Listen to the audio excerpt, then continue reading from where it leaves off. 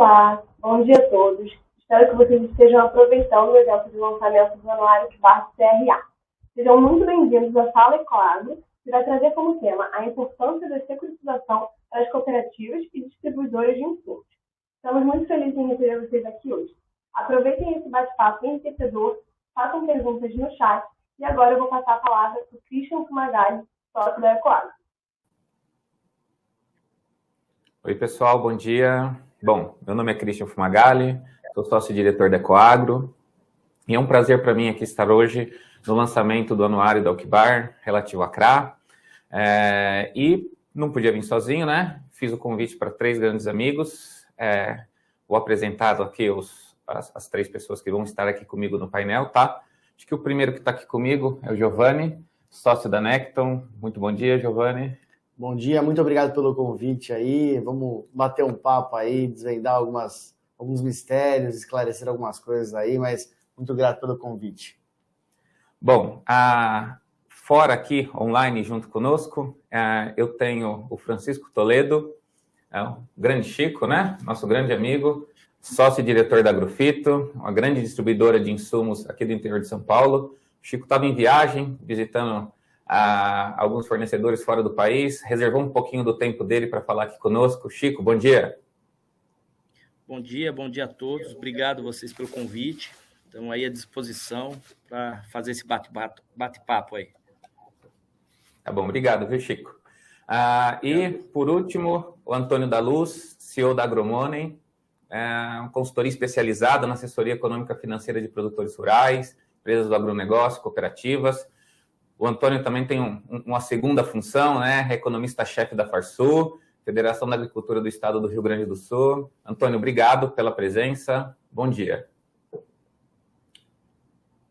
Acho que, Antônio, o seu tá mutado, Antônio. Desculpem. Bom dia, Christian. Bom dia a todos os demais. Um prazer enorme estar com vocês. Tá bom. Bom, pessoal, acho que para iniciar, eu vou fazer uma pequena introdução aqui do que é o nosso tópico de hoje, tá? E do que a gente pretende discorrer aqui, principalmente sobre a estrutura das operações, o que a gente tem trabalhado em operações não corporativas para a CRA, tá? Então, a gente escolheu um tema que a gente acredita ser bastante relevante nesse momento, tá? Que é a importância da securitização para as cooperativas e distribuidoras de insumo. E por que a gente acredita que esse tema é relevante, tá?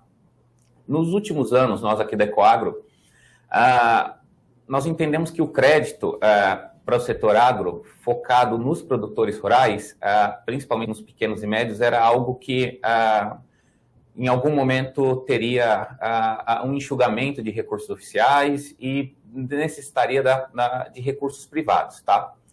E aí, nada mais do que um instrumento como o CRA, um instrumento de securitização, para a gente colocar recursos novos, outros recursos disponíveis dentro da produção agrícola, tá? E, bom, trazer esse pequeno e o médio produtor para operações no mercado de capitais traz alguma dificuldade, né? Normalmente o produtor deste porte é um produtor que não tem um nível de governança muito forte, então percepção de risco, garantias, para ele é um pouco mais difícil. Os volumes mínimos que a gente precisa aplicar nesse tipo de operação também, né? Lembra, a gente, para largar como operação de CRA, normalmente a gente tem ali custos fixos, né? E volumes muito pequenos fazem com que as operações fiquem muito caras, às vezes tornem elas até inviáveis, tá? Então, o que a gente procurou aqui foi condições para que a gente pudesse trazer esse produtor, esse pequeno e médio produtor para dentro do mercado de capitais, tá? E eu acho que a gente foi até bem sucedido nesse caminho, né? Porque o que a gente procurou aqui foi acessar esse produtor via as revendas, via as cooperativas, que é quem está efetivamente lá no campo e conhece, né, esse produtor. Como a gente fez isso? Começou a trabalhar estruturas de CRA, em que ofertava crédito direto para essas empresas, para as revendas e para as cooperativas, tá? Sabendo que no final do dia o produtor, de forma direta ou indireta, também seria beneficiado na ponta, tá?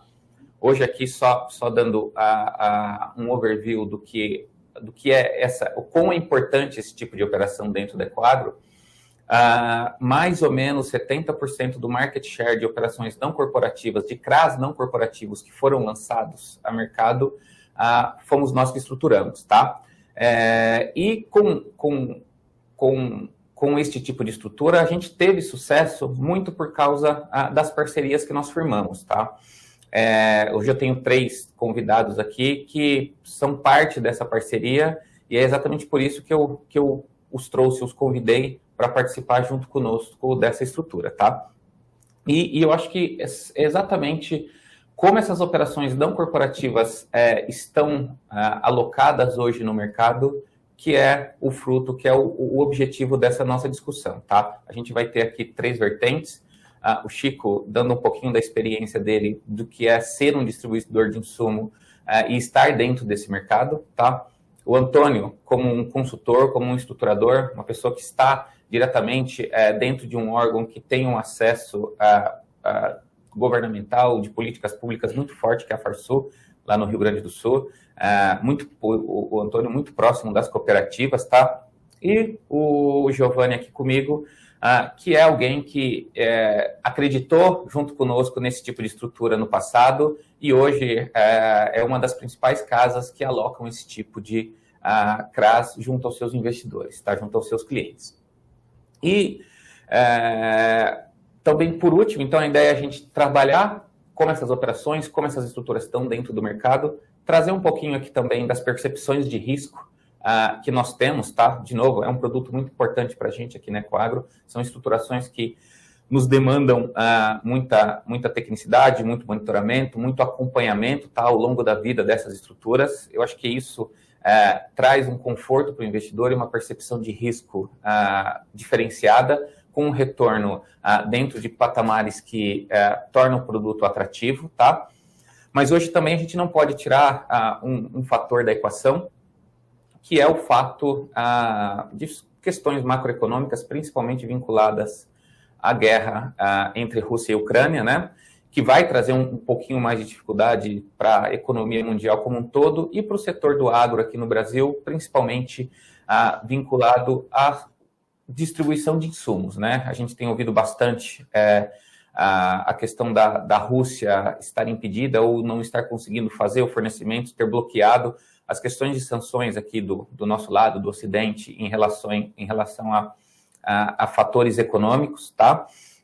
E a dificuldade de escoamento e de liquidação dessas operações. Então, eu acho que também para trazer aqui para todo mundo hoje, como é um assunto latente, eu acho que a gente vai abordar esse assunto durante a nossa discussão, tá bom? Como uma percepção de risco, como o setor está enxergando isso e como o mercado está recebendo essa informação em produtos, em CRAs em que ele está exposto ou em novos CRAs que ele pretende investir, tá bom? Então, acho que para dar início depois dessa introdução, eu vou começar fazendo a primeira pergunta para você, tá, Antônio? E aí, gostaria de ouvir de você um pouquinho como você entende, como está estruturado o setor de distribuição no Brasil hoje. Bom, em primeiro lugar, eu não podia, antes de mais nada, parabenizar a Ecoagro pelos resultados que apresenta, né? Pelos resultados que conquistou. Parabéns, os números do relatório são encantadores. Agora, eu diria que o mercado de distribuição no Brasil ele está num processo muito forte de M&A. Nós temos muitas pessoas jurídicas evoluindo, um processo de crescimento. É um setor que cresce com o agronegócio. Muitas pessoas, às vezes, não percebem, né? Uma coisa que é óbvia, mas não tem como entender o agronegócio sem isso. Gente, não existe produção agropecuária sem indústria e sem serviços. Não existe. Não tem como um produtor ter as produtividades que tem e o Brasil ser esse player do agronegócio que é sem insumos, sem máquinas, sem defensivos agrícolas, sem fertilizantes, sem sementes. E esses produtos eles são vendidos pelas distribuidoras. Então, a distribuição de insumo, ela tem, em primeiro lugar, um papel muito relevante com o resultado do agronegócio. Sem elas, não tem como ter resultado. E como é um negócio que fatura bilhões de reais, nós estamos falando algo superior a 600 bilhões de reais, e bastante pulverizado, nós temos um processo de crescente profissionalização. Nós vemos claramente nos últimos anos, notadamente os últimos 10, empinando nos últimos 5, um processo de profissionalização muito grande das revendas. Eu não tenho dúvida que os CRAs ajudaram nesse processo também, que começaram a exigir determinadas métricas e conduções e governança para facilitar o próprio processo de conexão entre o mercado de capitais e o agronegócio. Elas são um elo entre o mercado de capitais e o agronegócio, e isso ajudou bastante nesse processo de profissionalização. Como todo mercado atomizado, nós temos distribuidoras que estão voando, como a Agrofito, por exemplo, super organizada, super respeitada. Nós temos outras que estão em processos mais iniciais do seu desenvolvimento, e nós temos lá fundos fomentando o processo de M&A, nós temos próprias multinacionais começando a operar por marca própria. Então, eu resumiria, Christian, que é um mercado já organizado, um mercado bastante importante, mas como ele tem uma característica de atomização bastante grande, nós temos de tudo. Temos empresas que estão muito organizadas, outras nem tanto, e aí é que entra a importância de saber selecionar bem que equity apostar. Bom, obrigado, Antônio. Chico, você que está inserido no setor, é um grande participante, um grande player. A gente atua em conjunto aqui com vocês há mais de 5 anos, nos conhecemos bem. Queria ouvir de você um pouquinho, Chico. Como você enxerga hoje o setor de distribuição no Brasil e como você se coloca dentro dele, com a tua empresa, com a sua atividade, dentro do que o Antônio falou, onde você se enxerga inserido nesse cenário econômico? Bom, de novo, né? Bom dia a todos, obrigado de novo e parabéns realmente à Ecoagro por todo esse feito, né? A gente está aí com a Ecoagro desde 2015, se eu não me engano, né? Fazendo o primeiro CRA com a ajuda de um sponsor, que foi a BASF, e realmente é tudo aquilo que o Antônio falou, né? Está bem dentro do mercado, bem dentro do que tem acontecido, né? Está acontecendo uma consolidação bem grande, né? Os fundos de private equity assumindo alguns canais e consolidando esses canais de distribuição, as cooperativas também crescendo muito e até fazendo algumas fusões de outras cooperativas, né? Algumas trades entrando em revendas, em distribuidores, né? A própria multinacional, né? O fornecedor direto, encontrando uma maneira de acessar direto o produtor, acessando o produtor de maneira direta ou até com lojas próprias, ou adquirindo parte de distribuidores também. Então, a gente está num cenário bem inovador aí para o negócio de distribuição, né? O negócio de distribuição sempre foi um negócio de venda a prazo, né? E aí essa parte dos CRAs e da vinda do mercado de capital para dentro do mercado do agro, acho que está sendo uma oportunidade tanto para os investidores e também para os distribuidores e produtores, né? Agrofito, hoje a gente tem dentro da empresa, a gente montou um departamento de conciliação desses documentos, né, para que a gente consiga movimentar essas documentações, que são bastante documentos, são bastante coisa para a gente tá movimentando e consolidando isso de uma forma mais ágil, mais fácil, né, para todo mundo. Como bem disse o Antônio, a distribuição ela faz parte da extensão, né, do serviço agrícola aí para chegar do produtor, do conhecimento. E eu falo com a equipe, né? O distribuidor não vende produto agrícola, ele vende conhecimento. As novas tecnologias são lançadas a todo instante, né? Mais do que 1, 2, 3 tecnologias no ano. o produtor, ele está certo, ele está focado na produção e ele não consegue, né, tá ligado em todos esses tipos de tecnologias.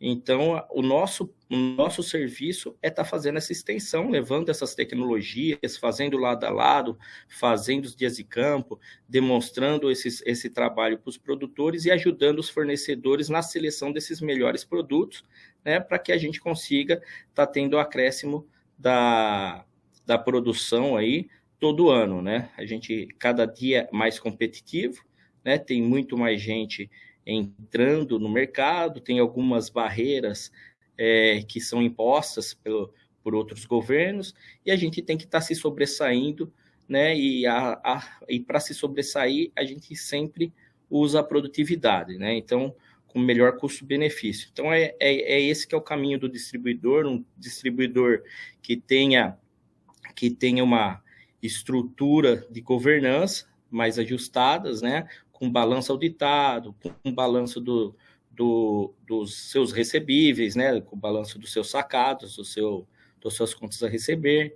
E aí a gente consegue estar estruturando e ficar aí um pouco independente desse movimento que está acontecendo e continuar crescendo, né? Então, eu acho que é um pouco disso tudo. Tá bom, Chico, eu vou pegar um pouquinho do teu gancho antes de continuar a conversa aqui, te fazer mais uma pergunta. Você tocou num assunto que para a gente aqui é bastante importante, né? Sim, a gente está junto ali há uns 6, 7 anos já, atuando em conjunto em operações de CRA. Começou com uma operação com sponsor e depois você acabou evoluindo para estruturas próprias e também financiamento direto para os produtores, né? A gente tem aqui estruturas com agrofito diferentes, né? E o que eu queria que você explorasse um pouquinho para a gente, contasse da tua experiência, e acho que é importante para o mercado ouvir, né? Que é quando você decide acessar o mercado de capitais, quando você, como empresa, como um distribuidor de insumo, decide fazer uma operação de CRA, acessar o mercado de capitais que te exige tudo que você disse, um nível de governança, você teve que investir em área técnica para poder suprir o que o mercado te exigia como a diligência dos recebíveis, diligência dos documentos, acompanhamento ao longo da operação. Você acha que o mercado hoje de distribuidores ele está preparado da forma que você se preparou? E também que você contasse um pouquinho do que você sentiu depois que você entrou no mercado de CRAs, quando você começou a acessar o mercado de forma direta, com a tua relação interna, a tua relação de governança, o que você precisou fazer para poder atender o que o mercado te exigia e dar essa segurança que a gente sempre é questionado se ela existe ou não. Tá bom, Chico? Certo. Bom, a primeira questão, né, se o mercado tá pronto aí, a distribuição está pronta para acessar, né? Eu acho que não é só a distribuição, o distribuidor, né? A gente tem que partir pelos três elos, né? Tanto o investidor, aquele que está comprando papel do CRA lá, o distribuidor e o produtor, né? Eu acho que é um conjunto de fatores que fazem a estrutura ser bem sucedida, né? Então, é lógico que o distribuidor é o ponto principal, né, para fazer essa captação e se profissionalizar e melhorar. Então, sim, depois que eu comecei, né, nessa atividade, nesse mercado, a gente melhorou muito o nosso nível de governança, né? A gente fez todas essas auditorias, né, e montou um departamento exclusivo para consolidar isso dentro da empresa. Então, sim, a gente melhorou até com relação à nossa gestão do próprio crédito cedido, né? Então, a gente melhorou isso, buscou as duplicatas, as cedentes, tudo isso. E isso está muito envolvido com o próprio produtor, porque o produtor, né, que é o outro elo, ele tem que entender, né, o que a gente está fazendo. Porque ele olha para o distribuidor, quando você cede um título para uma operação financeira, que nem o CRA, né, no início o pessoal ligava para o produtor e falava, agora a Agrofito cedeu o seu crédito e você tem que estar fazendo um acerto, você vai pagar na conta da securitizadora, você vai pagar. O produtor ligava e falava, não, mas eu não comprei da Agrofito. Não, mas E aí ligava para nós e falava, ó, ligou um pessoal aqui e falando que eu não devo mais para vocês, que eu devo para o outro, eu não vou pagar eles, não. Então, assim, você tem que não só sair fazendo, mas a gente trabalhou com todas as nossas lojas, né? A gente fez uma palestra com os produtores, explicou para os produtores o que era o CRA, depois a gente fez palestras com os nossos supervisores, com os nossos vendedores, né, com os consultores de negócio, explicando o que era a operação. Isso foi feito inúmeras vezes para eles entenderem, para poder transmitir isso para o produtor, e o produtor começar a entender que existem outros mecanismos, né, de estar sendo financiado. Ele compra a prazo, eu estou tendo que pagar fertilizantes e sementes à vista, e ele tem que entender que, de alguma maneira, esse dinheiro, esse capital de giro que a gente está utilizando, está vindo não só do nosso caixa, que é impossível você ter um caixa quando você está num crescimento, né, que nem acho que a maioria dos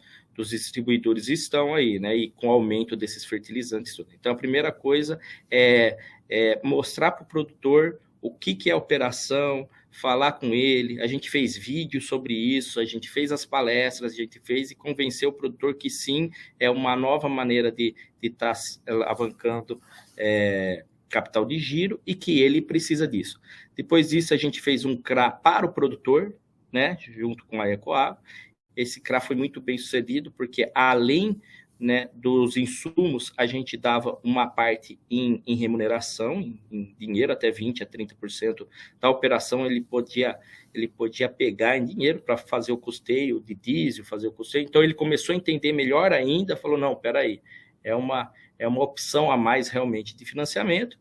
E do outro lado, a gente tem os investidores, que tem que entender que no Brasil não existe só soja, né? Que existe uma diversidade de culturas, né? A gente é o maior exportador de citros do mundo, maior produtor de cana-de-açúcar, café, né? Então, a gente tem várias culturas e tem que entender cada cultura, cada região geográfica que a unidade está, que o distribuidor está, para a gente fazer o melhor tipo de revolvências, os melhores tipos de garantias, né? Não está focado somente num caso específico de uma CPR, porque tem outros tipos de garantias que podem ser utilizados, né?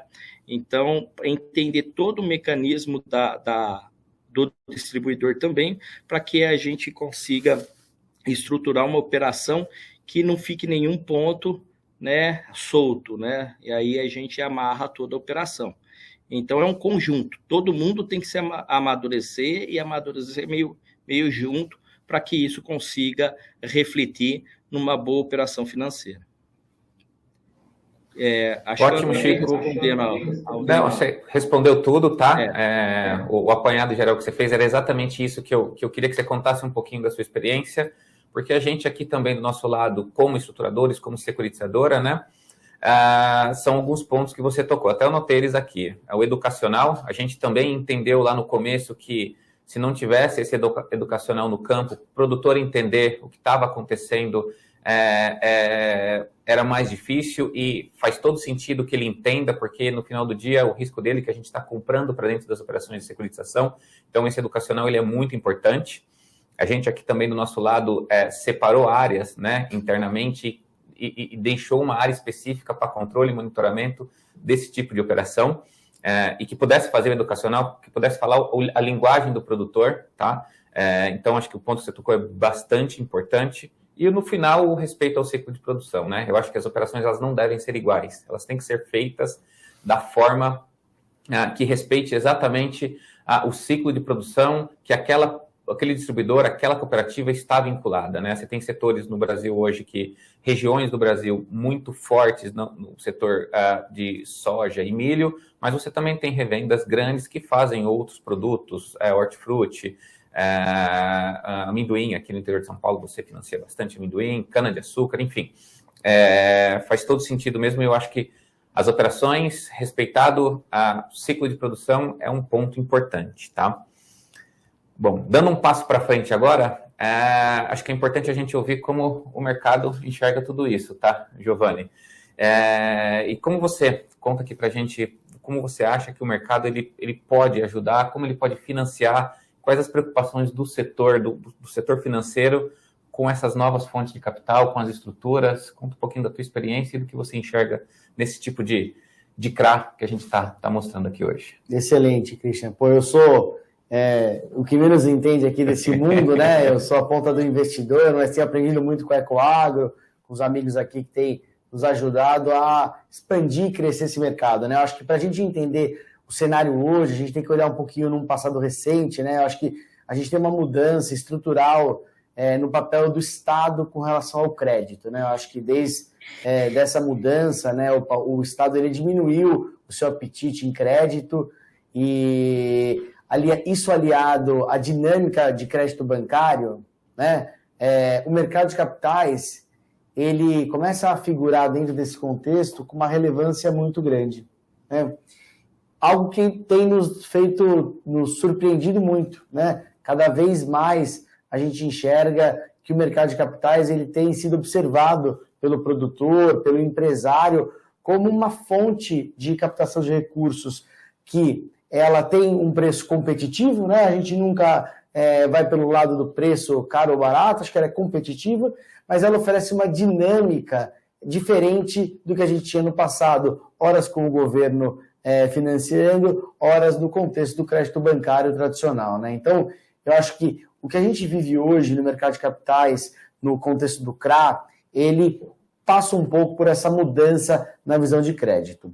Bom, o papel do mercado de capitais, eu acho que ele tem um protagonismo enorme, dado esse contexto, e a gente tem avançado com a parcela que nos cabe ali, que é a questão da gente conseguir transmitir para o nosso investidor e para todo o ecossistema, né? Não só para o investidor, para todo o ecossistema, que as estruturas que hoje elas garantem e elas dão a credibilidade para essas operações, elas vão muito além de uma marca, elas vão muito além de uma agência de risco.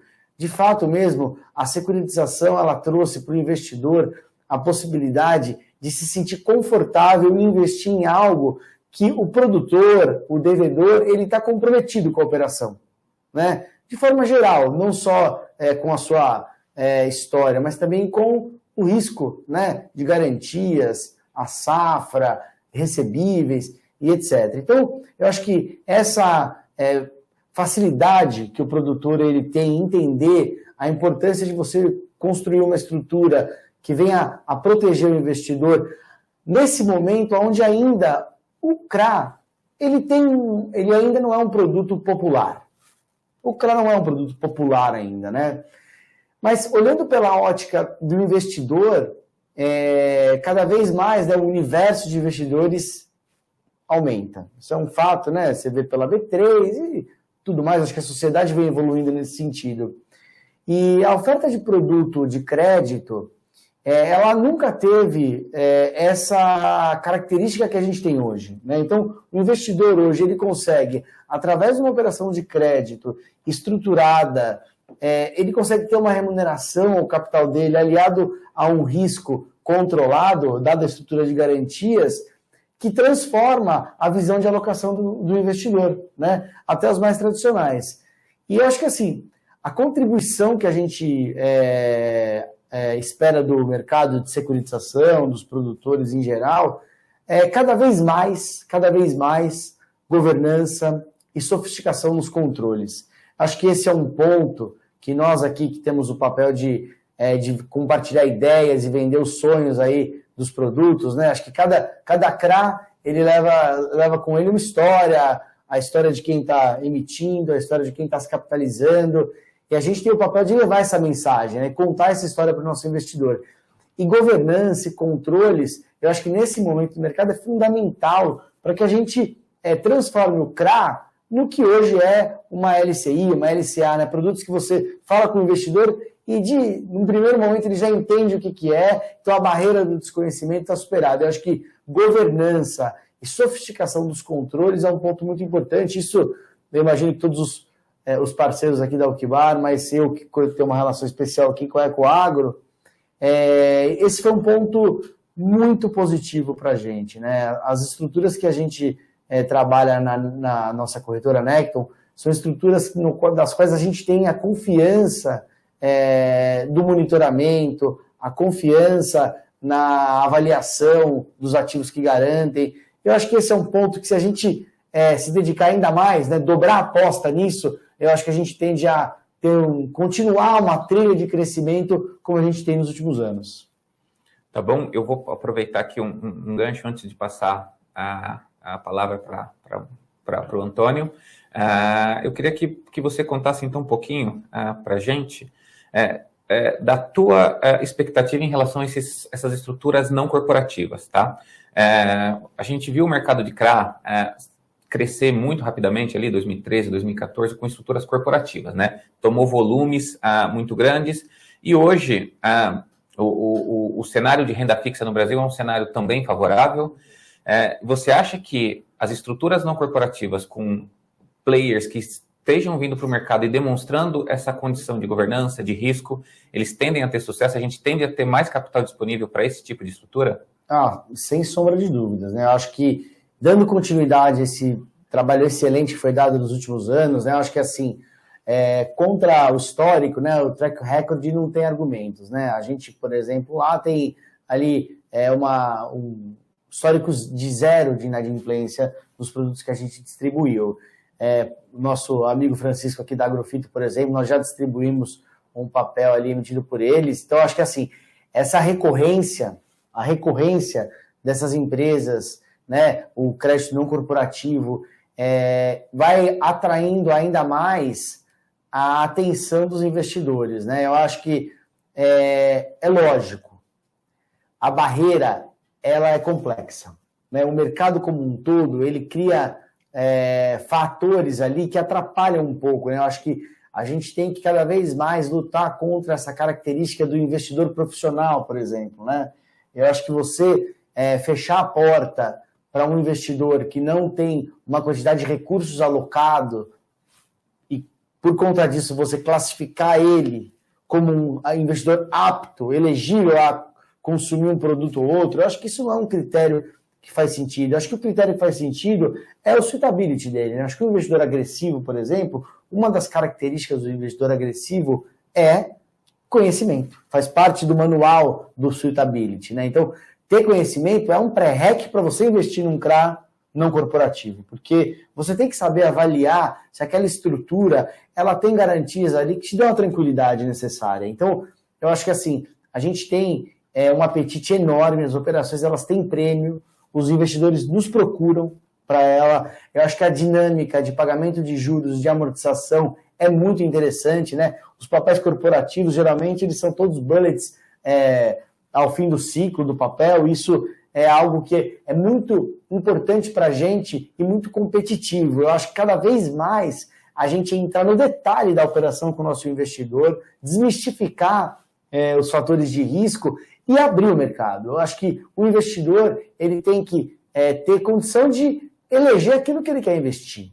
E a corretora, a securitizadora, o ecossistema como um todo, a obrigação de respeitar o perfil desse cliente. Né? E eu acho que, assim, perfil não é quanto ele tem de dinheiro investido. Né? Perfil é aquilo que ele conhece e o risco que ele está disposto a tomar. Então, a nossa perspectiva de crescimento é enorme. Nós, diariamente, ali a gente encontra com produtores e com players do mercado ali com esse perfil, e eles, de fato, têm muita curiosidade, querem cada vez mais entender como acessar esse mercado. Né? Então, a perspectiva que a gente tem lá é muito grande, mas nós temos que, junto nessa caminhada em Brasília, né, a gente sabe que a Ecoagro, por exemplo, tem uma frente de trabalho ali intensa em cima de tentar desconstruir um pouco desse arcabouço de regras ali, que torna uma coisa que é simples, complexa, né? Que é o caso do investidor profissional. Eu acho que esse é um tabu aí que a gente tem que lutar para desconstruir. Ótimo. Bom, Antônio, vou pedir aqui a sua ajuda. Junto conosco aqui da Ecoagro, acho que você é o que está mais próximo dos dois lados, né? Mais próximo do setor financeiro e mais próximo do setor produtivo.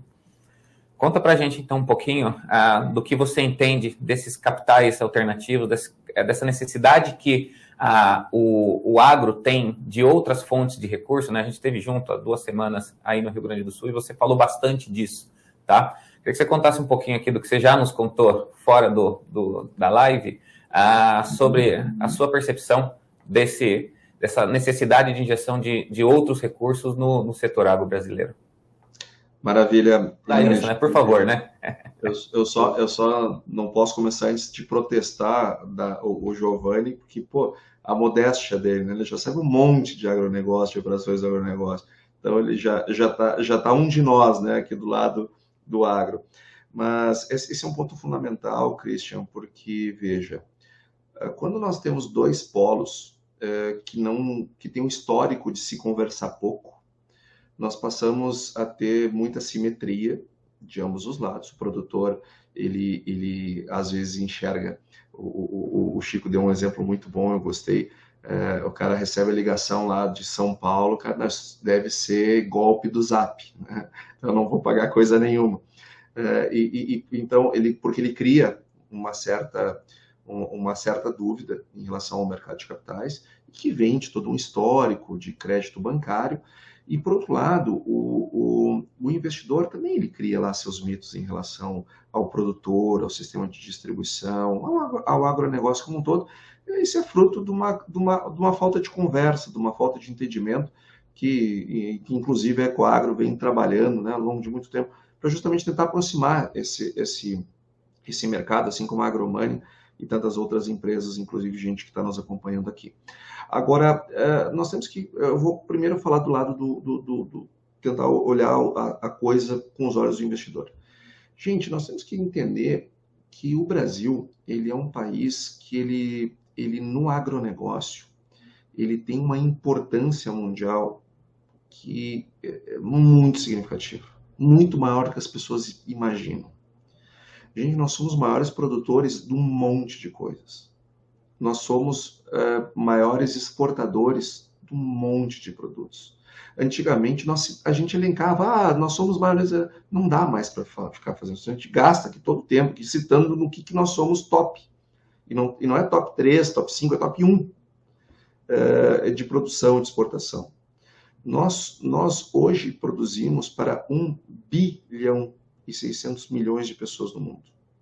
E o mundo não pode viver sem a indústria chinesa, sem a tecnologia americana, alemã, israelense, inglesa. Mas não pode viver sem a produção agropecuária brasileira. Não dá, não tem como. E antigamente era muito comum, isso aconteceu ontem aqui no Rio Grande do Sul, vou dar um exemplo de ontem. Era muito comum nós organizarmos, há 20 anos atrás, excursões para levar brasileiros para conhecer a produção dos Estados Unidos, para a produção na Europa. Hoje a gente não dá conta de receber gente de lá. Ontem aconteceu isso. Vindo entender como é que a gente consegue atingir os níveis de produtividade que consegue, fazer a produção com a tecnologia que a gente tem, como que nós conseguimos organizar um espaço de inovação como nós temos.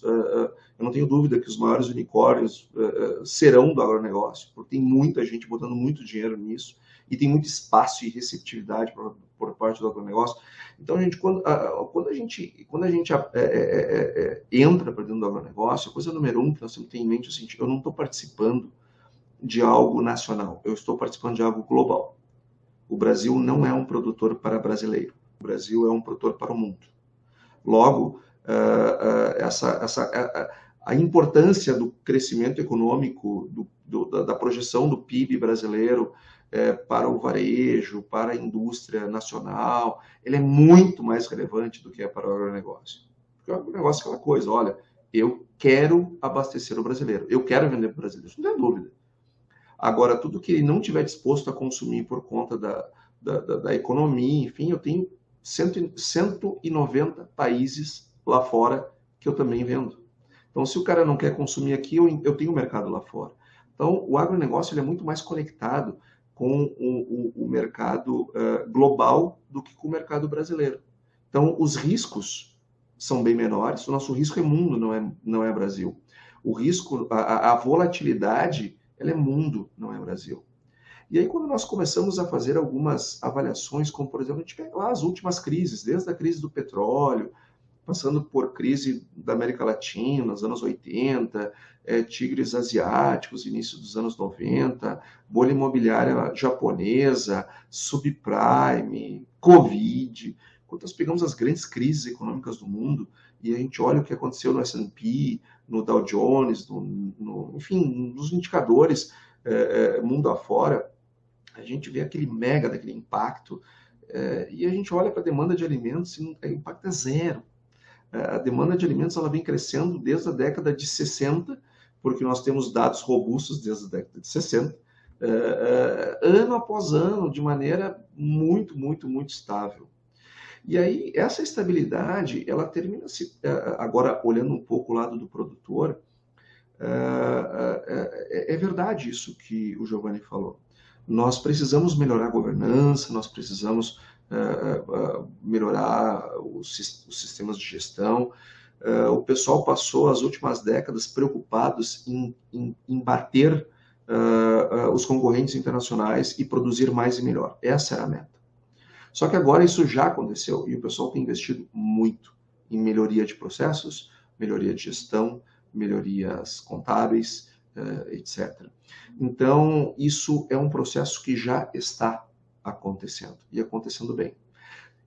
Só que, quando eu até preparei um material aqui, um dado do Banco Central, que peguei a minha cola, a taxa de inadimplência do agronegócio, para nós termos uma ideia, quando nós pegamos o crédito rural, com as taxas reguladas, ele é 1,7% a taxa de inadimplência. 1,7%. Sabe qual é a taxa de inadimplência das taxas livres de mercado? 0,8%. Sabe qual é a única linha no Brasil que tem inadimplência menor do que para produtor rural? Independente se é livre ou controlada?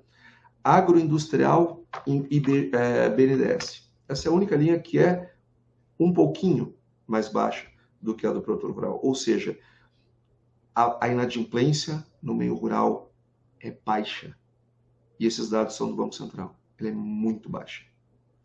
E quando nós olhamos os juros que os produtores pagam, que muitas vezes isso foi um outro mito, né? Um mito importante, o produtor não paga a conta. Não, ele paga. A taxa de inadimplência mais baixa de todos os créditos no Brasil é do agronegócio. O outro mito, mas é que ele é muito subsidiado, ele paga uma taxa muito baixa. Gente, isso não é verdade. Aquela taxa que é controlada pelo governo, esse dinheiro, ele é muito pequeno. Ele é muito pequeno. E mais, ele está relativamente ficando cada vez menor. A taxa livre bancária hoje, ela está no principal banco do agronegócio brasileiro em 15,3% ao ano. Isso só a taxa, isso não é juro all-in. Isso não é juro all-in, isso é a taxa do banco. Começa a botar todos os penduricalhos que vem junto na operação, isso vai para CDI mais 10, mais 12. E então, quando a gente fala, Giovanni, de competitividade em taxas, nós estamos conseguindo chegar, sim, com CRAS a taxas competitivas. Aquele produtor, aquela revenda, aquela distribuidora, aquela cooperativa que faz conta, não do juro que está lá, mas o custo efetivo do dinheiro, que calcula o juro all-in, ela percebe claramente que hoje nós conseguimos chegar com operações estruturadas extremamente competitivas para o usuário final, que é o produtor rural. Então, muitas vezes o investidor ele não vê o crédito rural, o agronegócio como um local bacana de se investir, porque ele tem medo, porque ele acha que a remuneração é baixa, porque ele acha que a inadimplência é elevada e que o retorno é pequeno. E essas coisas todas são mitos. O agronegócio ele é super estável, porque ele não depende tanto da economia brasileira, ele tem taxas de inadimplências baixíssimas, ele paga preços elevados para obter crédito, e ele precisa muito crédito, porque as taxas de crescimento das operações são muito grandes. Então não tem como capitalizar o negócio só para não depender de terceiros. As pessoas preferem crescer, então elas aplicam o seu recurso próprio no processo de crescimento e complementam com recursos que tomam no mercado, o que é normal de quem está no processo de rampagem. Então, só que esse é um processo de rampagem que já dura 30 anos e sem perspectiva de desacelerar. Então, aplicar no agronegócio, estar no agronegócio, é estar num Brasil que dá muito certo, É um Brasil muito relevante lá fora, um Brasil respeitado lá fora, um Brasil que tem seus problemas também. A gente tem uma série de questões de imagem, discussões de meio ambiente, todas essas coisas, eu admito, nós precisamos melhorar, mas é muito mais a comunicação do que os processos. Nós temos o Código Florestal mais restritivo do mundo. É a Alemanha que está querendo aumentar 1 milhão de hectares em áreas preservadas, não é o Brasil. É os Estados Unidos que está querendo entrar em áreas de preservação ambiental lá, não é o Brasil, que está acontecendo isso por conta da guerra, né? Nós não estamos preocupados com isso, não é a nossa agenda. Então, mas temos questões de imagem. Agora, setor super estável, paga bem, paga pontualmente, é um setor para se estar, não tenha dúvida. Bom, obrigado, Antônio. Vou pegar um gancho aqui e fazer uma pergunta aqui rápida para o Giovanni, que eu acho que é um assunto latente, e ouvir de você, ouvir do mercado o que se espera dos FIAGROS. Acho que a grande novidade que a gente tem no mercado de agro, no financiamento privado hoje, são os FIAGROS. Como você enxerga esse mercado de FIAGROS sendo mais um provedor de recurso para o sistema produtivo do agronegócio brasileiro? Excelente. Eu acho que o FIAGRO ele é um passo importante na escala do acesso ao investidor. Eu acho que quando você lista um produto na B3, você tem do dia para a noite ali 5 milhões de clientes, quase 5 milhões de clientes que estão elegíveis ali a adquirir seu produto, né? E isso aí muda o game. Eu acho que é um jogo novo. Eu acho que a indústria ela vai ter que se adequar a algumas características do mercado para que o produto tenha o desempenho que ele precisa ter. A gente tem que olhar um pouco o mercado imobiliário, né, que acho que é um exemplo legal, que são os fundos imobiliários. O mercado de ativos listados, ele é meio irracional. Isso é difícil ser transparente, assim, mas acho que a gente está num fórum aqui que está preparado para ter essa conversa. Ele é um pouco irracional, né? Porque a liquidez, ela tem dois lados. Ela é excelente para o investidor, porque você tem um ativo que você tem liquidez para receber em D+2, então vendeu hoje, D+2 está na sua conta. Maravilhoso. Porém, a liquidez também, por outro lado, num cenário de aversão a risco, ela causa uma irracionalidade no preço, o que traz para o investidor um comportamento emocional que não é necessariamente o ideal, né? Então, eu acho que a entrada do mundo agro ali na figura do crédito no mercado de listados, ela é um passo importante para a escala, para o acesso do pequeno investidor, certo? Mas a liquidez tem que ser observada com muito cuidado. E eu acho que é importante que os veículos, né, que os distribuidores, as corretoras envolvidas nesse processo, que elas consigam ter a orientação necessária para apresentar para o investidor num cenário de aversão a risco, né, que é quando o investidor fecha o olho e zera, não pensa muito, que por trás daquele preço de tela tem uma estrutura ali que tem um dividendo contratado, que tem uma amortização contratada e que não necessariamente esse é o melhor produto para ele vender no momento de aversão a risco. Isso deve ser pensado pelo segmento como um todo, porque, como eu falei do track record, né, da inadimplência, que é baixíssima, no nosso caso, 0, né? Vou até na madeira aqui, né? Por favor. Sempre bom contar com a sorte também, né? Com certeza. Mas eu acho que o track record dos FIAGROS, eles também vão entrar na percepção do investidor na hora de entrar na oferta. Então, eu acho que assim, ter formadores de mercado é um negócio importante. Isso encarece a operação. Mas também, de certa forma, é o jogo de você estar num marketplace ali, né? Vamos pensar dessa forma, que a B3, de certa forma, é um marketplace, né? Você está num marketplace enorme, com 5 milhões de clientes ali acessando o seu produto, isso tem um custo também, né? Então, acho muito positivo, acho que exponencializa o acesso do investidor ao mundo de CRAs, acho um passo fundamental, acho a isenção do IR excepcional, mas a gente tem que estar muito atento ao aspecto de preço de tela, porque isso vai ser um fator observado pelo investidor nas próximas operações. Muito bom, Giovanni. Eu também concordo com tudo que você disse. Entendo que o Fiagro vai ser um grande alavancador de mais uma fonte, né, de financiamento privado para o agro. Com certeza, a gente vai trazer investidores menores, investidores que não compram CRA de forma direta, às vezes por uma impossibilidade por regulamentação, ou por um desconhecimento do setor, tá? O que a gente está tentando fazer aqui hoje é exatamente isso, esclarecer ao máximo o que são essas operações não corporativas, né, nas 3 pontas da estruturação, do distribuidor, do mercado, para que esse investidor tenha cada vez mais acesso ao investimento, tá? E sempre quando a gente fala dessas operações, a gente sempre tem que considerar tudo isso que você colocou aqui também, né? O Antônio e o Chico, em relação às estruturas, né? A gente falou de governança, a gente falou de acesso à informação, a gente falou do educacional, que é muito importante, mas a gente tem fatores macroeconômicos que muitas vezes interferem, né, nessas estruturas. E hoje a gente está num momento de mercado, um momento de mundo um pouco diferente. Eu citei aqui na introdução que o setor de insumos é um dos setores no Brasil impactado pela guerra entre Ucrânia e Rússia, e o que a gente encontra no noticiário são notícias do A ao Z, né? Você não tem ali, ainda não encontrei, pelo menos nas leituras que eu fiz, um entendimento muito assertivo do que realmente está acontecendo.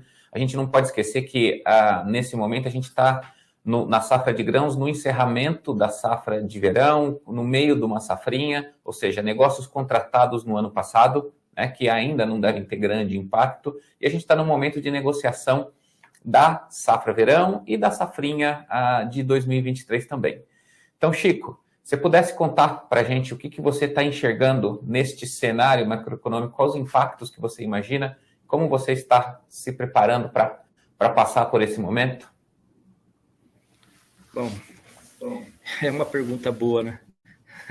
Falar com economista como que vai o dólar é a mesma coisa. Bom, vamos lá. Com relação aos fertilizantes, né, que comentou com a guerra da Rússia e da Ucrânia, hoje a gente tem cerca de 25% do nosso fertilizante vindo dessa região, né? Desses 25%, 10% a gente já conseguiu remanejar, né? Então, acho que o próprio governo federal, as indústrias, né, tiveram um trabalho bem interessante aí, conseguiram remanejar aí 10% desse volume aí que vem da Rússia, Bielorrússia e daquela região. O restante, eu acho que, primeiro, é uma oportunidade para o Brasil, né, começar a utilizar, né, e repensar na própria fonte que já existe no Brasil. Então, melhorar a parte ambiental, melhorar a parte de tributação, que muitas vezes impede a exploração desses fertilizantes, né, desses minérios, principalmente o fósforo e o potássio, dentro do Brasil. Então, rever isso, né? Não que isso vai resolver de imediato, mas que já é uma pauta que deve ser discutida e de soberania nacional. Outra parte que eu acho que a gente consegue mitigar é utilizar os organos minerais, né? Então, a gente tem uma nova leva de produtos, né, com orgânicos, que a gente pode estar substituindo uma parte disso.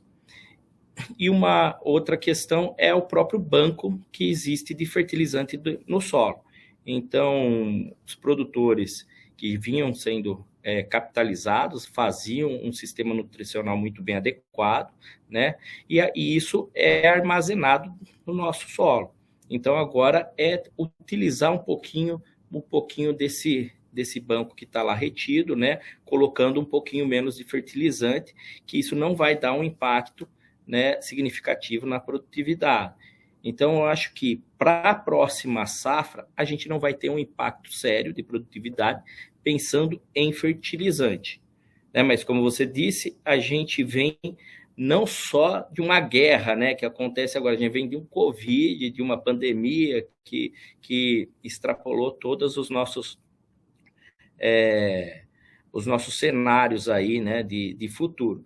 Então, eu vejo um problema grande com relação à China ainda, paralisada em algumas regiões por causa do Covid, né? Então, principalmente no segmento de herbicidas, né? Então, os herbicidas, de forma geral, ainda mais que utilizam a matéria-prima através do fósforo amarelo, vão ter uma falta grande e que devem ser substituídos por outros tipos de produtos ou outros herbicidas e um aumento de custo significativo também.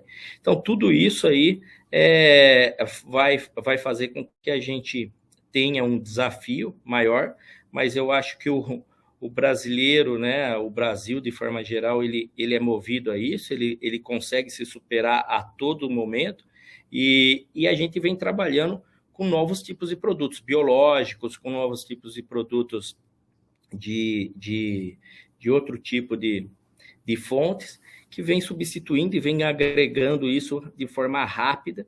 E aí como foi na pandemia, né, o pessoal se adaptou utilizando o online, a gente vai acabar se adaptando aí com novas tecnologias, e isso a gente vai superar, vai aproveitar essa oportunidade, e tenho certeza que a gente vai passar isso aí de uma forma não tão tranquila, mas menos grave do que toda essa especulação que tá se colocando aí pelo mercado.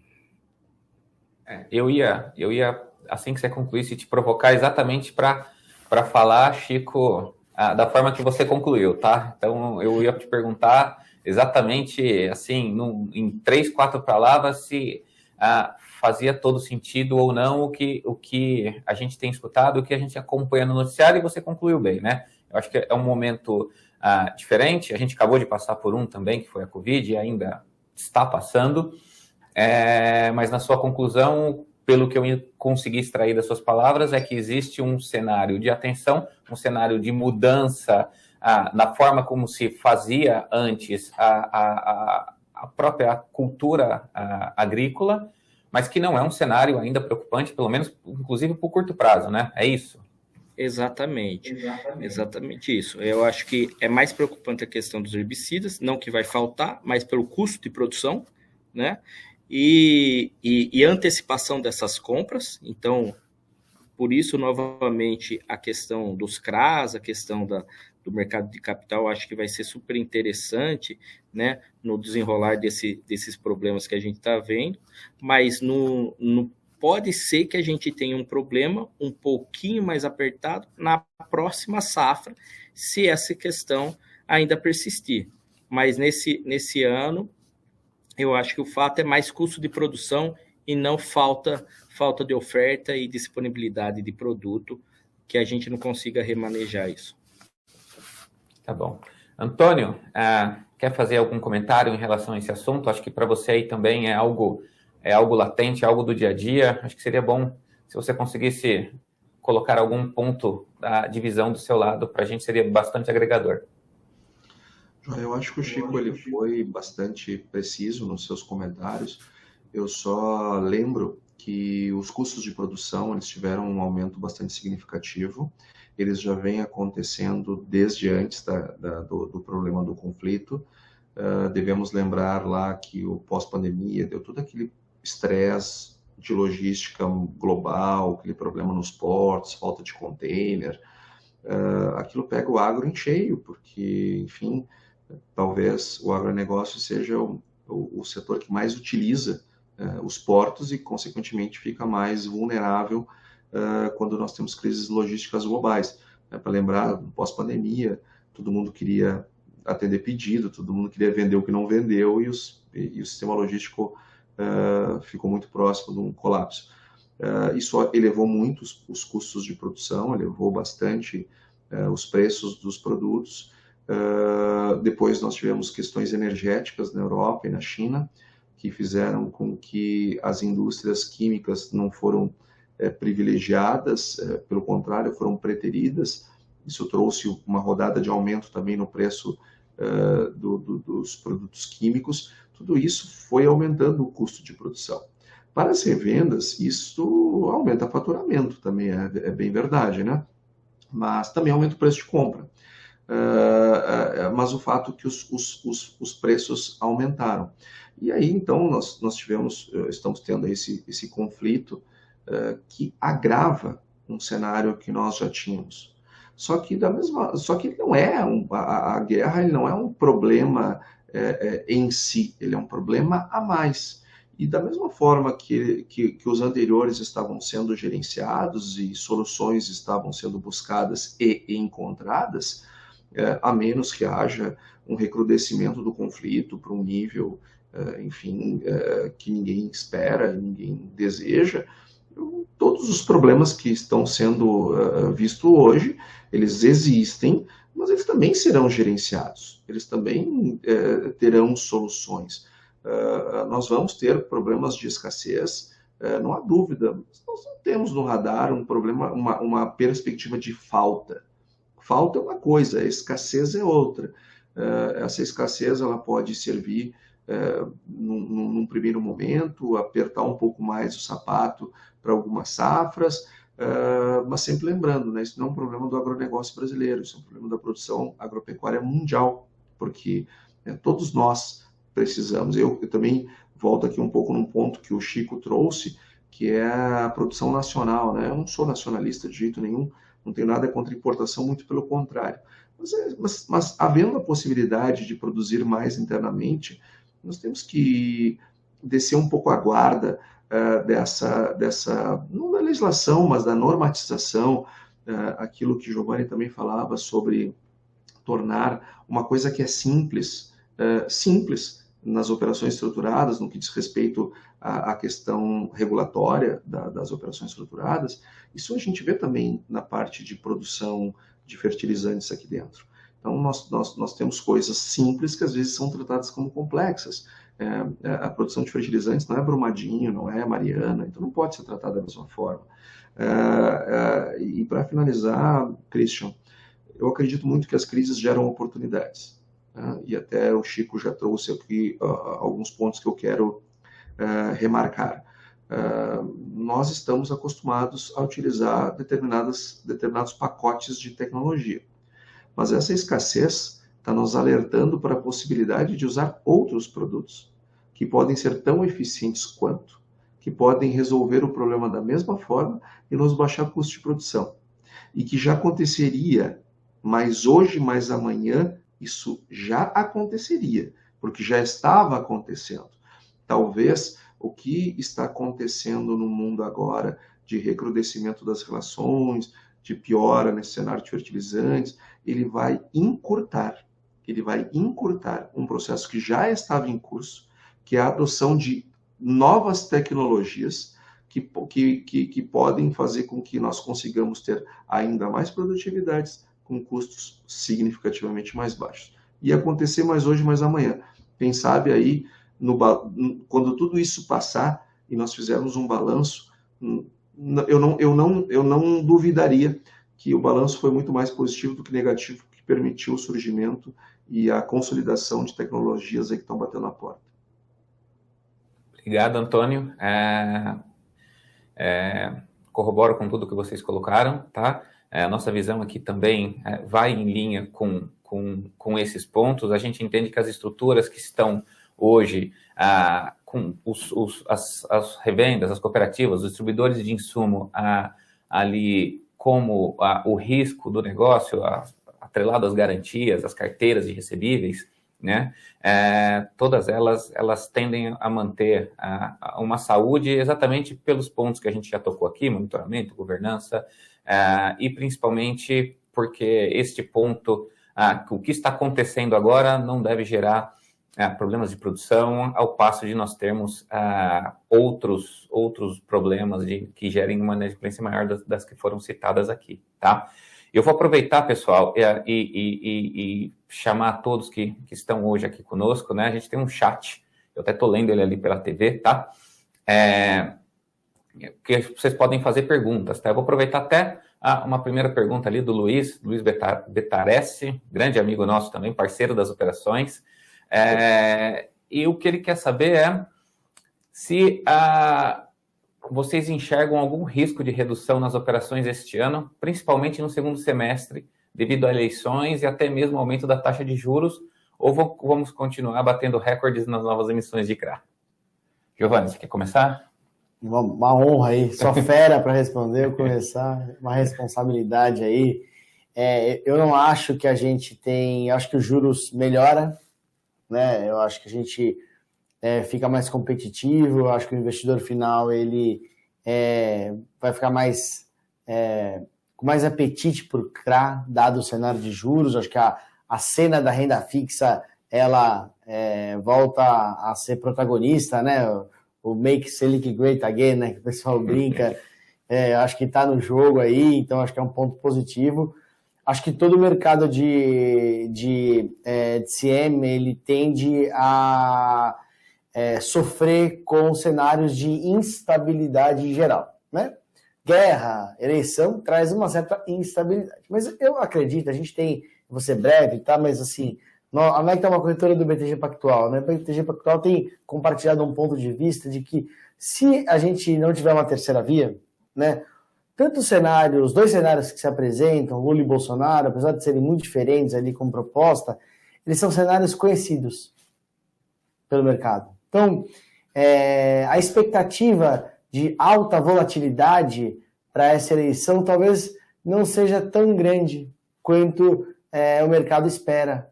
Mesmo a gente tendo aí a eleição de um presidente que não necessariamente, na sua visão ideológica, tenha um aceno muito grande ao mercado, mas tem um histórico muito grande de pragmatismo, né? O mercado é pragmático. E no outro campo, o nosso presidente Jair Bolsonaro já é muito bem quisto ali, né? A política econômica dele, com o seu ministro Paulo Guedes no mercado. Então, acho que nos dois casos ali a gente não tende a ter muita estabilidade. Acho que outros fatores podem acontecer e trazer instabilidade, o que não é bom para o mercado, mas eu não acredito que a eleição ela vá diminuir o ritmo de emissões para o segundo semestre. Tá bom. Antônio, você quer fazer alguma complementação? Eu vou nessa linha também. Eu acredito que nós vamos aumentar no segundo semestre.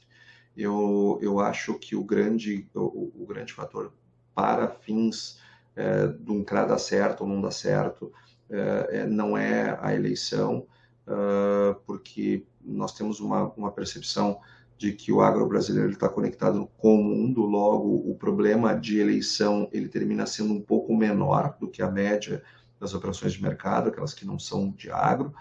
A taxa de juros subindo, ela torna as operações evidentemente mais caras para a ponta, e isso gera uma preocupação adicional, isso não tenho dúvida.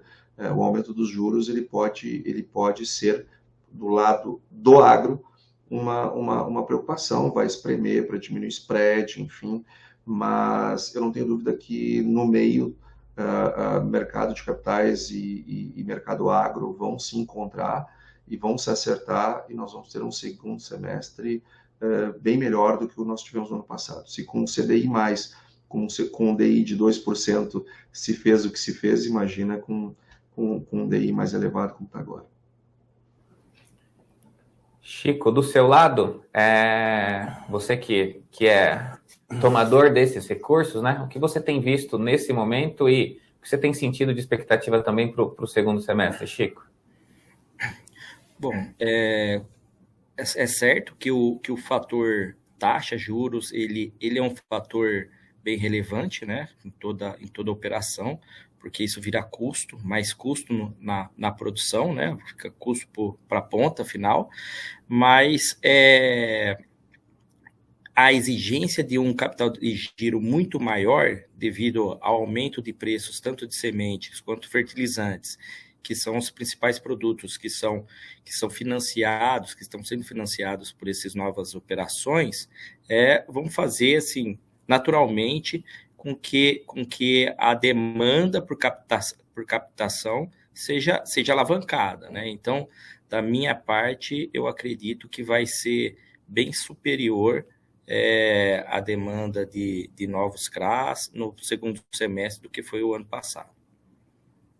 E nessa linha, Chico, você acredita que a gente está tratando aqui muito de CRAs, né? Até o nosso propósito, os CRAs que as revendas, as cooperativas se colocam ao mercado de forma direta, sem nenhum participante, sem nenhum sponsor, sem nenhum garantidor, por exemplo, uma seguradora, né? Elas estão levando para o mercado exatamente o risco delas, muitas vezes o contas a receber, a carteira de recebíveis que ela tem ali, que é um grande ativo dessas empresas.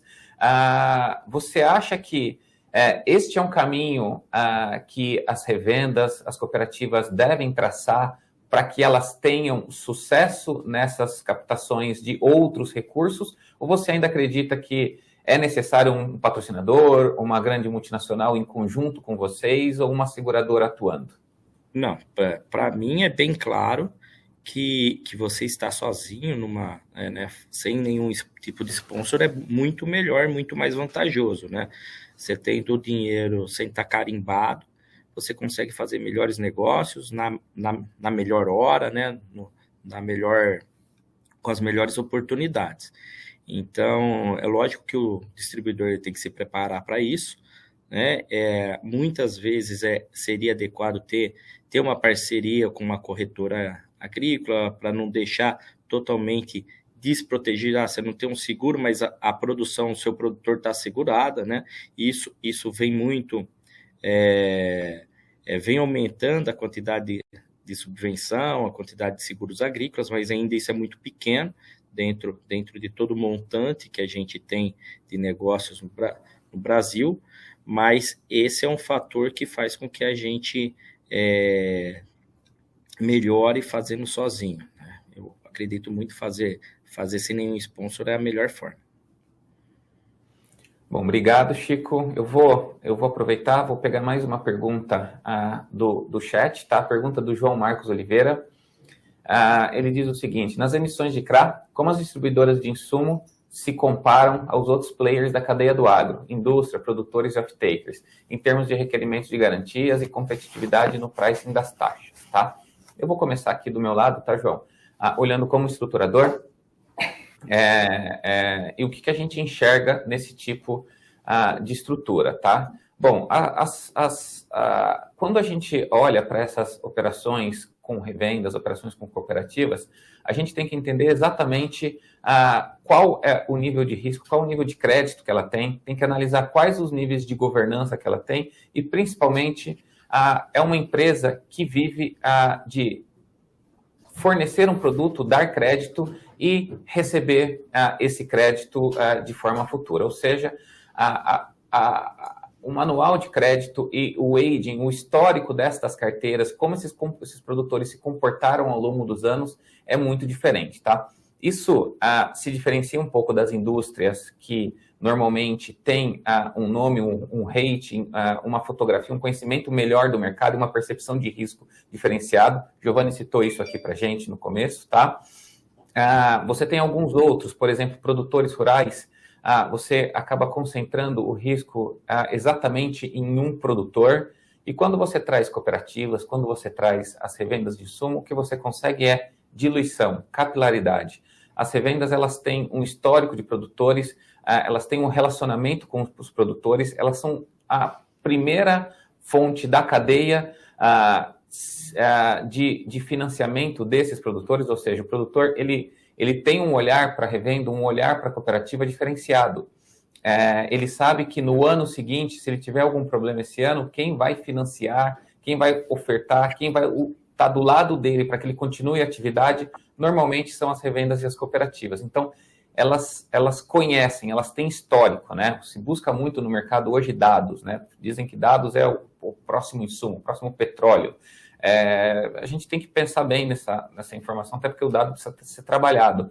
E hoje, aqui na nossa visão, as revendas, as cooperativas, têm um viés histórico, um viés de conhecimento e sabem como dar o crédito para esses produtores, tá? Isso traz uma percepção de risco muito menor para a estrutura. Quando você consegue medir isso, contrata um agente terceiro que consegue te dar uma segurança de que aquela carteira tem um histórico positivo, tudo isso traz um nível de segurança para a operação, tá? Então, eu acho que o que mais se diferencia nessas estruturas, nas revendas, nas cooperativas, em detrimento às demais, é exatamente a proximidade, o histórico e o conhecimento que elas têm dos produtores. E aí você, dentro das estruturas de CRA, consegue colocar níveis de concentração, definir uma revolvência melhor, respeitando o ciclo de produção. Aí é muito mais o estruturador entender o que a revenda trouxe para ele, o que a cooperativa trouxe, e fazer uma operação que atenda os princípios e os anseios dessa empresa, tá?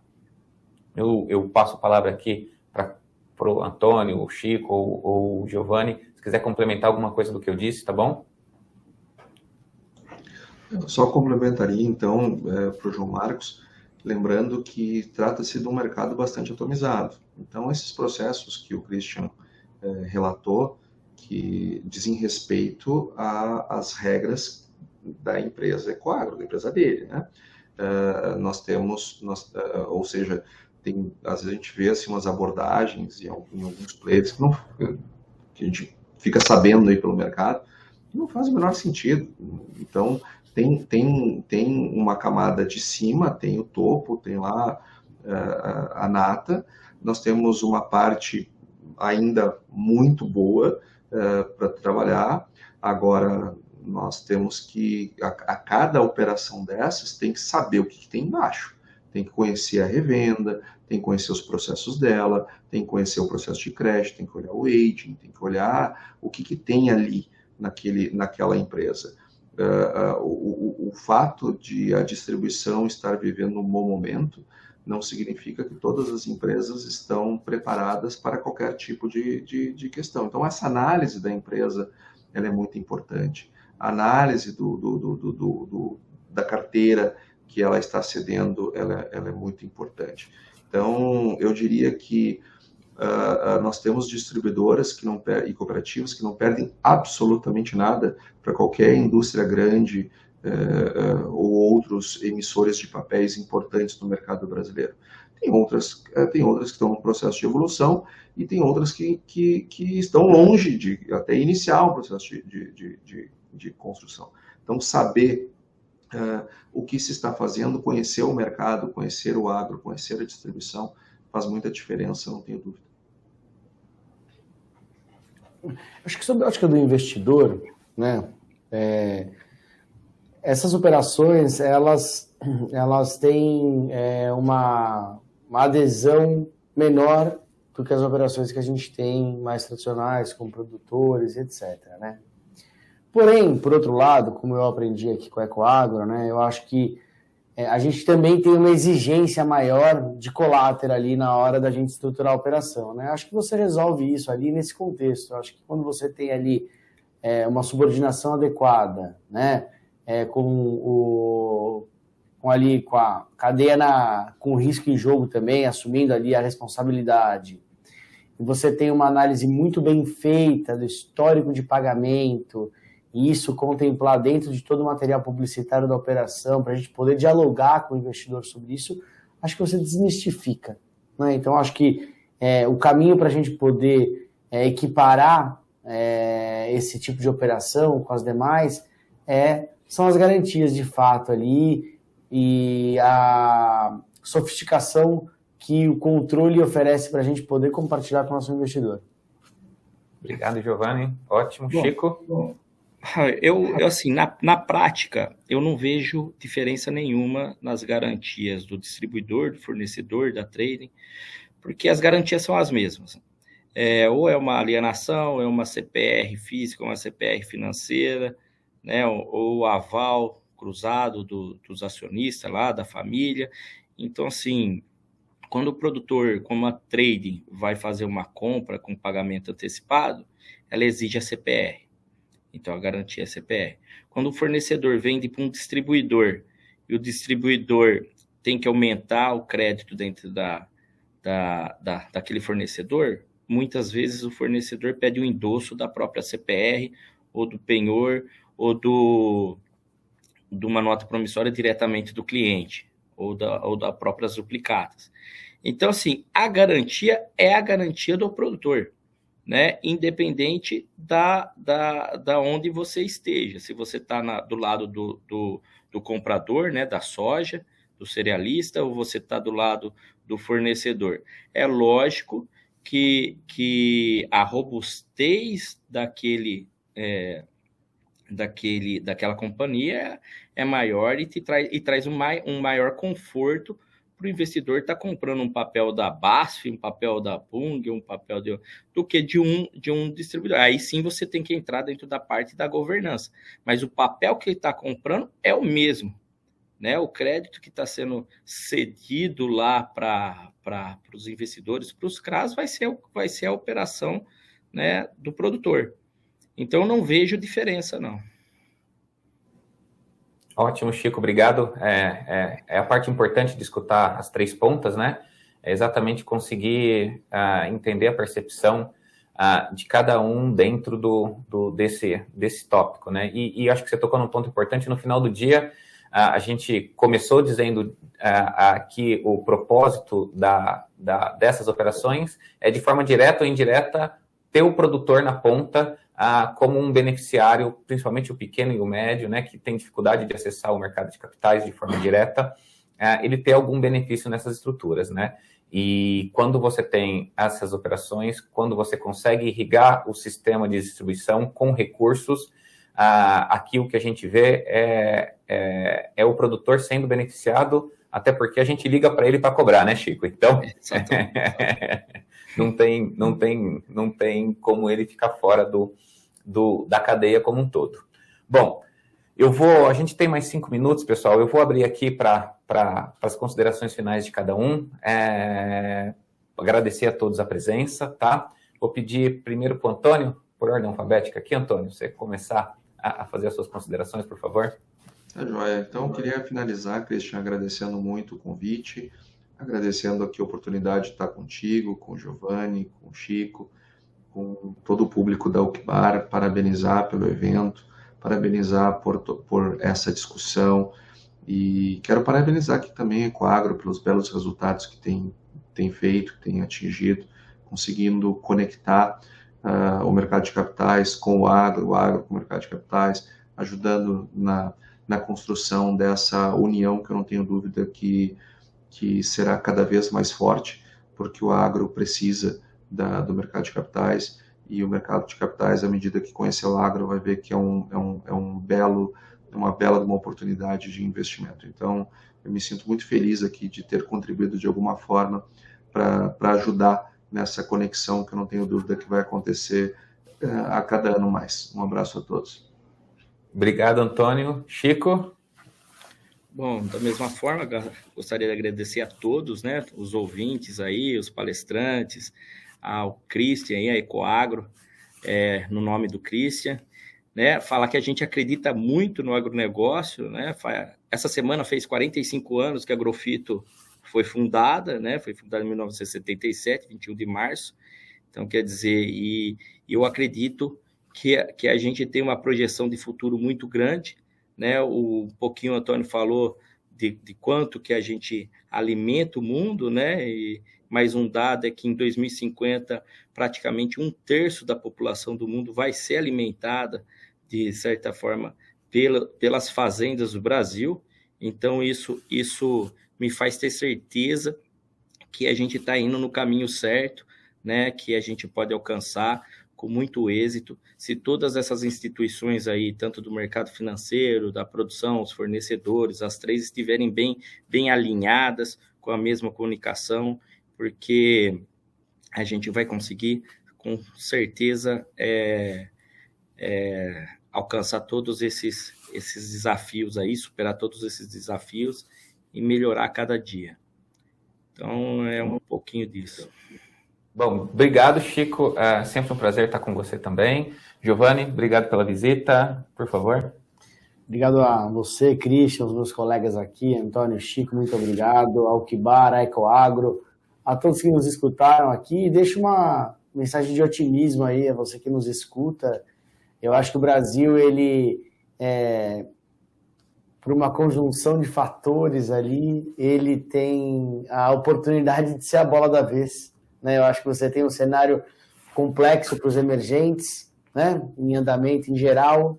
Você tem um cenário que favorece a nossa produção, né? O mundo vai precisar de alimento e o Brasil ele vai ser protagonista nessa cena.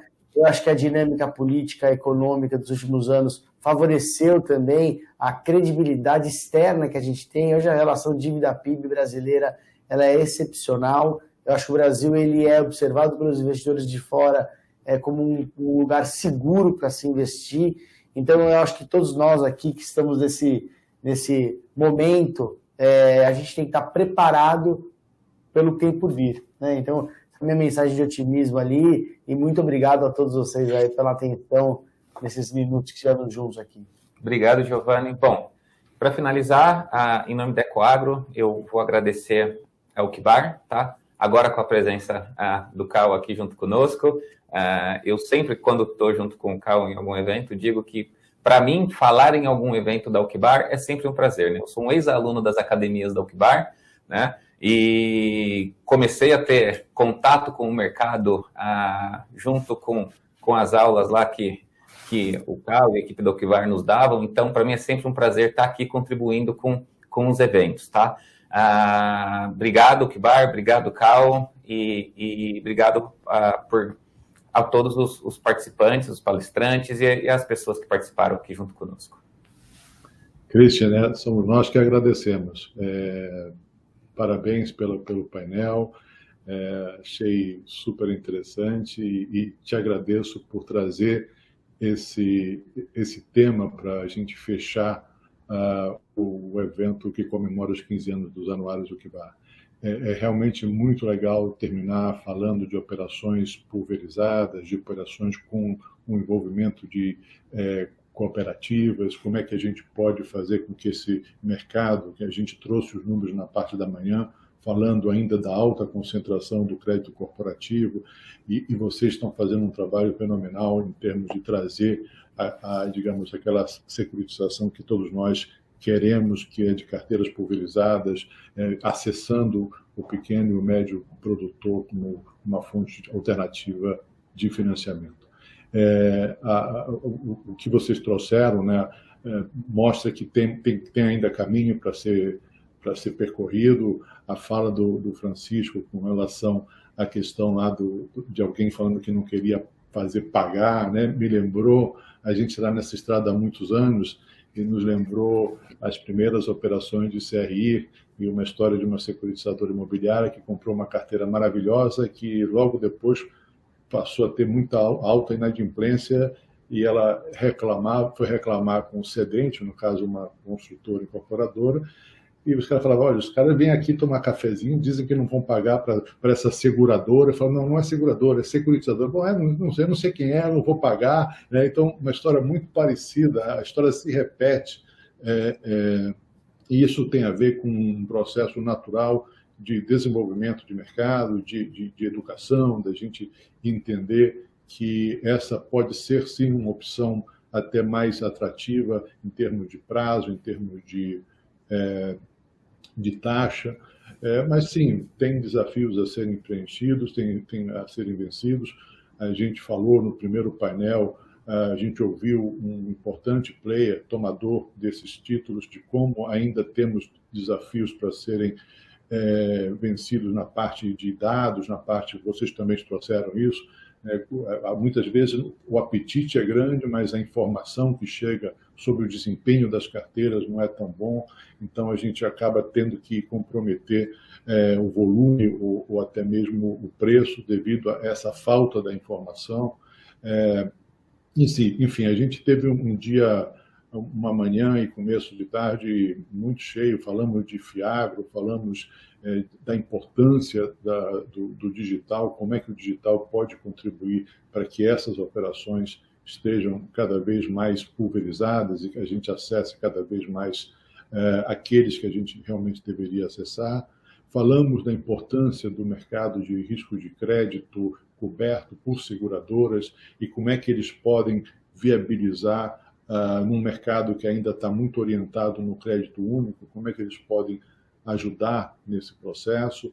Enfim, falamos dentro do curto espaço de tempo aí, de uma manhã e um começo de tarde, falamos de muita coisa, mas eu saio também com uma expectativa de um grande ano, de um ano que a gente tem tudo para quebrar novos recordes. Sim, é verdade, existem fatores que a gente não consegue avaliar totalmente, como uma guerra insana, e como é que isso pode trazer, principalmente em termos de preço e crédito, mas tudo indica que é possível ter um ano novamente muito robusto, de crescimento robusto dentro do mercado que precisa de recursos, né? Historicamente, anos eleitorais não são problemas para esse mercado. A gente estuda isso aí há algum tempo e a gente vê que não é esse o problema de crescimento ou de não crescimento desse mercado. Então, estamos otimistas e a gente espera que na 16ª edição dos anuários O Que Vai, a gente fale que o mercado do agronegócio não só quebrou recordes importantes novamente, mas também conseguiu ampliar o seu alcance, que tem tudo para que isso aconteça, principalmente aí com as novidades que a gente está ouvindo, né? Uma nova lei de companhias securitizadoras, que pode ampliar também o universo de lastro para operações de CR a linha, ou CR, alguma coisa. Então, assim, as notícias são boas, apesar do cenário internacional, apesar da mudança de patamar de taxa de juros, mas a gente tem tudo para acreditar que a gente vai ter um belo ano.